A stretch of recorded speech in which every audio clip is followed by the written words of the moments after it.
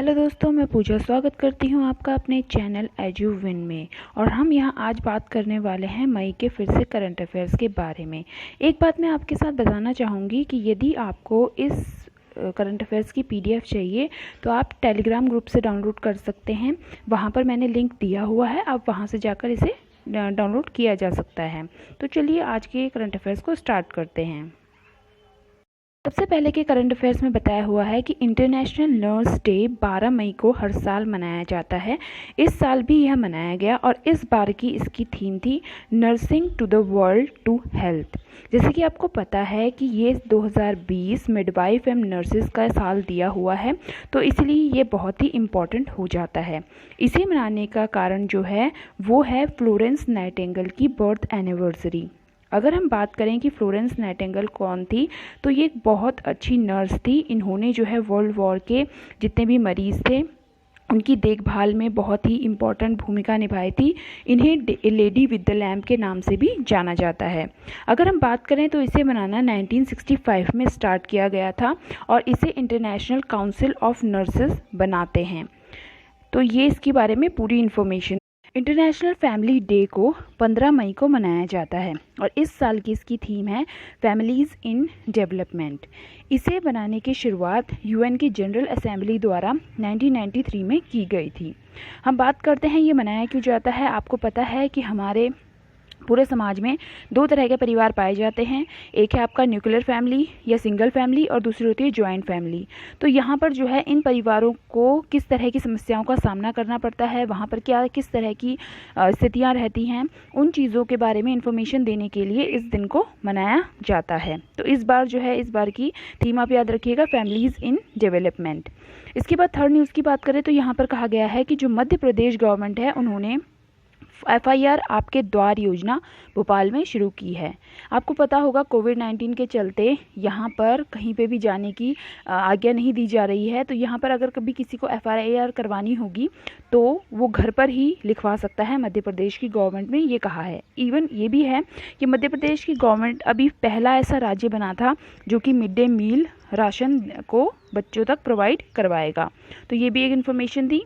इसके बाद है इज़राइल की एक सड़क थी तल अवीव में, वहाँ पर उस सड़क का नाम बदलकर रविंद्रनाथ टैगोर की नाम पर रख दिया गया है। रविंद्रनाथ टैगोर की 159th बर्थ एनिवर्सरी पर ऐसा किया गया और इस सड़क का नाम टैगोर स्ट्रीट रखा गया। अगर हम रविंद्रनाथ टैगोर जी की बात करें तो इन्हें गुरुदेव के नाम से भी जाना जाता है। इन्होंने जो है दो इम्पॉर्टेंट रचनाएं लिखी थी जो दो देशों के राष्ट्रगान बने हुए हैं, जैसे कि जनगणमन आपका भारत का और दूसरा था अमार सोनार बांग्ला जो कि बांग्लादेश का राष्ट्रगान बना हुआ है। इन्हें जो है फर्स्ट नोबेल ऑफ एशिया मिला था जो कि लिटरेचर में उनको दिया गया था। तो ये बात आप इनके बारे में याद रख सकते हैं।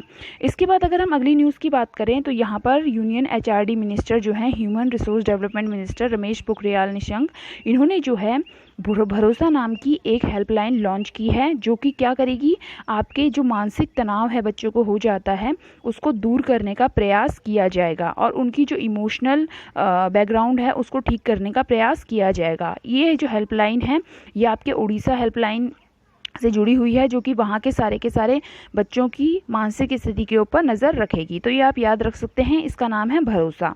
उसके बाद है आपकी अगली न्यूज़ जिसके अंदर कहा गया है कि चैम्पियंस पोर्टल लॉन्च किया गया है जो कि micro small and medium enterprises के लिए है। और इसे जो है मनाने का जो कारण ये है कि जो स्मॉल स्केल इंडस्ट्रीज़ होती हैं उनके अंदर क्वालिटी और पूरा का पूरा काम सही तरीके से नहीं हो पाता, तो उस काम को वर्ल्ड लेवल तक पहुँचाने के लिए इस पोर्टल को लॉन्च किया गया है।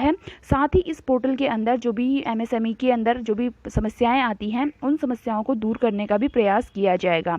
साथ ही इसके अंदर MSME सेक्टर के अंदर जो भी उत्पाद बनाए जाएंगे उनकी क्वालिटी को भी ध्यान में रखने के लिए इसे लॉन्च किया गया है। तो आप ये बात याद रख सकते हैं। इसके बाद अगली न्यूज़ की बात करें तो यहाँ पर कहा गया है कि हमारी एक पैरा एथलीट थी दीपा मलिक, उन्होंने जो है अपने रिटायरमेंट की घोषणा कर दी है।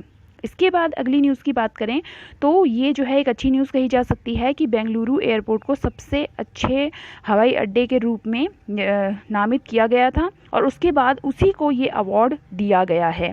यहाँ पर बताया हुआ है कि बेंगलोर एयरपोर्ट ने स्काई ट्रैक्स अवार्ड जो है वो जीता है और लगातार 3 सालों से इस अवार्ड को जीतने वाला यह एक बेस्ट एयरपोर्ट बन गया है। इसके बाद हम बात करते हैं, प्रिंस हेनरी और मेगन मार्कल ने अपनी लाइफ से जुड़ी हुई एक बुक लॉन्च की है जिसका नाम है फाइंडिंग फ्रीडम। और इन्होंने जो है ये एक बायोपिक है जिसके अंदर इन्होंने बहुत सारी इन्फॉर्मेशन दी हुई है। तो आपको इसका बुक का नाम याद रखना है, फाइंडिंग फ्रीडम। इसके बाद है आपका, नरेंद्र मोदी जी ने अभी कुछ दिनों पहले एक एड्रेस किया था पूरी की पूरी कंट्री को, और इसके अंदर जो है इकोनॉमिक पैकेज 20 लाख करोड़ रुपए की घोषणा की थी। उन्होंने इसके अंदर कहा था कि लैंड, लेबर, लिक्विडिटी और लॉ, इसके ऊपर ज़्यादा ध्यान दिया जाएगा। और यहीं पर जो है आत्मनिर्भर भारत अभियान की भी शुरुआत की गई थी। इसके अंदर कहा गया था कि भारत की इकोनॉमी, इंफ्रास्ट्रक्चर, सिस्टम, डेमोग्राफी और डिमांड, इनके ऊपर ध्यान रखने का प्रयास किया जाएगा। तो इस चीज़ को ध्यान में रखते हुए आत्मनिर्भर भारत अभियान लॉन्च किया गया है, ताकि कोविड-19 के चलते कोई भी देश या कोई भी राज्य ऐसा ना रहे जहाँ पर वो अपने किसी भी चीज़ का उत्पाद ना कर सके। आत्मनिर्भर यानी कि अपने आप ही आप क्या करेंगे, उस किसी भी प्रोडक्ट को बनाएंगे और उससे अपने क्षेत्रों में बेचेंगे और अपने देश की इकोनॉमी, अपने क्षेत्र की इकोनॉमी को बढ़ाने का प्रयास करेंगे। इसके बाद जो है कहा गया है, फीफा 17 जो है अंडर 17 वुमेन्स वर्ल्ड कप, उसको जो है पोस्टपोन कर दिया गया है। इस साल का भारत में किया जाना था, पर कोविड-19 के चलते अब ये 2021 में होगा। इसके बाद है हमारे एक former Indian table tennis champion थे, मनमीत सिंह वालिया, उनकी डेथ हो गई है। उनके बारे में कहा जाता था कि वो सबसे बेस्ट टेबल टेनिस चैंपियन रह चुके हैं। इसके अलावा जो है चाइना ने अभी क्या किया है, ये चेस के एक चैंपियनशिप लॉन्च की थी ऑनलाइन, और उसके अंदर जो है यूएसए को हराकर उसने फर्स्ट प्राइज जीता है। इसके अलावा अगली न्यूज़ की बात करें तो यहाँ पर कहा गया है कि associate chamber of commerce and industry of India यानी कि एसोचैम ने इंडो बांग्लादेश के साथ एक वर्चुअल कॉन्फ्रेंस बनाई थी, एक जिसके अंदर आप देख रहे होंगे कि कोविड-19 के चलते कोई भी बैठक अब साथ में किसी देश के साथ जाकर नहीं हो रही है। तो यहाँ पे वर्चुअल एक कॉन्फ्रेंस बुलाई गई थी जिसके अंदर जो है commerce of Bangladesh minister Tipu Munshi, हमारे देश के डॉक्टर जितेंद्र सिंह, उन्होंने जो है यहाँ पर क्या किया था, पार्टिसिपेट लिया था। और इसके अंदर बहुत सारी इकोनॉमी से जुड़ी हुई बातें और कोविड-19 से जुड़ी हुई बातें की गई थी। इसके अलावा इंडियन जर्नलिस्ट जो हैं सिद्धार्थ वरदराजन, उन्हें जो है फ्रीडम ऑफ स्पीच अवार्ड से भी सम्मानित किया गया है। इसके साथ ही अगर हम बात करें तो ये वर्ल्ड प्रेस फ्रीडम डे 3 मई को उन्हें दिया गया था। और इसके अंदर जो है आप एक बात याद रख सकते हैं कि इसी से जुड़ा हुआ है कि पुलित्जर प्राइज़ जो है इस बार 3 फोटो जर्नलिस्ट को दिया गया है, जिसके अंदर चन्नी आनंद, मुख्तार अहमद और यासीन दार शामिल हैं। तो आप ये याद रख सकते हैं। इसके अलावा अगली न्यूज़ की बात करें तो यहाँ पर कहा गया है कि द सोराही कोवर पेंटिंग जो कि झारखंड की है और तेलिया रुमाल जो कि तेलंगाना का है, इन्हें ज्योग्राफिकल इंडिकेशन का दर्जा दिया गया है। ज्योग्राफिकल इंडिकेशन क्या होता है, जिसको कि कोई ऐसे क्षेत्र के अंदर कोई वस्तु पैदा की जाती है जो केवल उसी क्षेत्र की विशिष्ट पहचान लिए हुए होती है, तो उसी को बताने के लिए आपका जीआई इंडिकेशन का दर्जा दिया जाता है। इससे पहले ब्लैक राइस मणिपुर को, टेराकोटा को यूपी, कदली मिठाई को तमिलनाडु और केसर को कश्मीर के लिए ये ज्योग्राफिकल इंडिकेशन का दर्जा दिया जा चुका है। इसके बाद अगर हम बात करें अगली न्यूज़ की तो यहाँ पर कहा गया है कि गुजरात गवर्नमेंट ने डिजिटल पेमेंट को क्या कर दिया है, मैंडेटरी कर दिया है। वो भी इसलिए किया गया है क्योंकि कोविड-19 के चलते आपकी जो मनी है उससे भी इन्फेक्शन फैलने का खतरा रह सकता है। तो इसी चीज़ को ध्यान में रखते हुए गुजरात गवर्नमेंट ने ये फैसला लिया है। अगली न्यूज़ की बात करें तो यहाँ पर कहा गया है कि इंडियन टेनिस प्लेयर जो है सानिया मिर्जा, उन्हें पहली बार Indian Fed Cup Heart Award से सम्मानित किया जा चुका है। और ये जो है एशिया और ओशियाना जोन का पहला अवार्ड है जो इन्हें दिया गया है। इसके बाद अगली न्यूज़ की बात करें तो CBSE central board of secondary education के जो चेयरमैन हैं वो मनोज आहूजा बन चुके हैं। अगली न्यूज़ में कहा गया है कि जम्मू और कश्मीर में और हरियाणा में ये कहा गया है कि जल जीवन मिशन के अंदर जो टैप वाटर है वो 2022 तक सभी घरों में पहुंचाया जाएगा। तो ये भी जल जीवन मिशन के अंतर्गत कहा गया है। आईएएस ऑफिसर हैं वी विद्यावती, उन्हें आर्कियोलॉजिकल सर्वे ऑफ इंडिया का डायरेक्टर जनरल नियुक्त किया गया है। अगर हम आर्कियोलॉजिकल सर्वे ऑफ इंडिया की बात करें तो इसकी स्थापना 1861 में हुई थी और इसके जो हेड थे वो थे अलेक्जेंडर कनिंघम। इसके बाद अगली न्यूज़ की बात करें तो यहाँ पर बताया हुआ है की इम्यूनिटी को बूस्ट करने के लिए स्पिरुलिना ग्राउंडनट नाम की एक चिक्की बनाई गई है। चिक्की क्या होता है, गुड़ और आपका जो भी गुड़ है और ग्राउंडनट है उनको मिलाकर एक मिठाई तैयार की जाती है, कैंडी तैयार की जाती है, तो वो हेल्थ के लिए बहुत अच्छी होती है। तो एक इस पैंडेमिक से निपटने के लिए इस चिक्की को तैयार किया गया है और इस चिक्की में 500 केजी चिक्की जो आपके वर्कर्स हैं उनको भेजी गई थी ताकि वो जो है इसे खाकर अपनी इम्यूनिटी को डेवलप कर सकें। तो ये बनाई किसने है, ये बनाई है मैसूर की एक central food technology research institute ने। अगली न्यूज़ की बात करें तो यहाँ पर कहा गया है कि न्यू डेवलपमेंट बैंक जो है उसने इंडिया को $1 बिलियन US डॉलर का लोन जो है वो देना स्वीकार कर लिया है। अगर हम एनडीबी की बात करें तो ये ब्रिक्स कंट्रीज़ द्वारा बनाया गया एक ग्रुप था जो कि 2014 में बनाया गया था। अगर हम ब्रिक्स की बात करें तो ब्रिक्स जो है 5 कंट्रीज़ का एक ग्रुप है जिसके अंदर ब्राज़ील, रशिया, इंडिया, चाइना और साउथ अफ्रीका शामिल हैं। और इस ब्रिक्स ग्रुप को 2006 में बनाया गया था। साउथ अफ्रीका को 2010 में इसमें शामिल किया गया था। इसका जो हेडक्वार्टर है वो संघाई में है।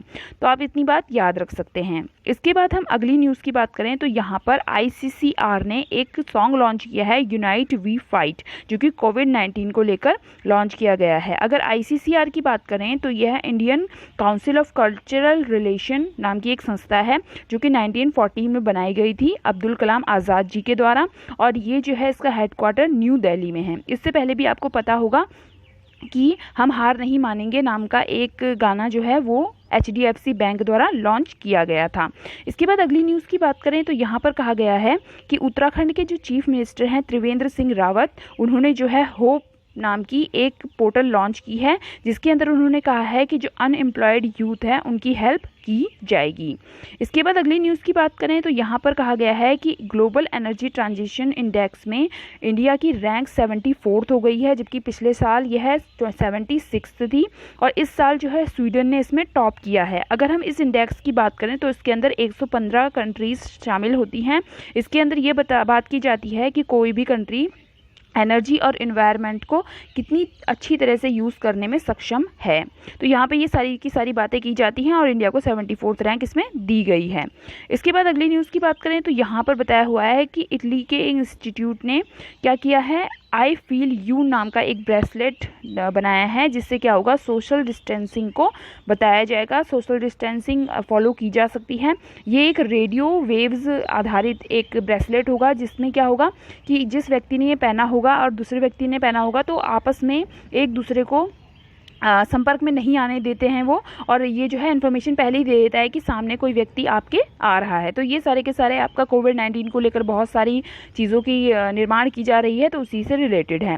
उसके बाद अगले न्यूज़ की बात करें तो यहाँ पर बताया हुआ है कि private sector bank, federal bank और मनीग्राम, ये दोनों ने क्या किया हुआ है, आपस में समझौता कर लिया है, टाई अप कर लिया है, ताकि जो नॉन रेजिडेंट्स इंडियन है वो आसानी से मनी को एक से इधर से उधर भेज सकें। तो ये आप याद रख सकते हैं।